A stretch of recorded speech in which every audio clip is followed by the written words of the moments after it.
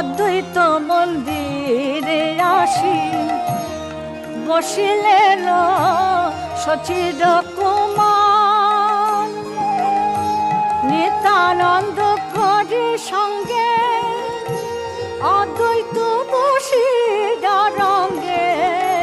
মহোৎসবের করিলা বিচার শুনো ঠাকুরানী সীতা বৈষ্ণবয়ানী হেধা আমন্ত্রণ করিয়া যতনে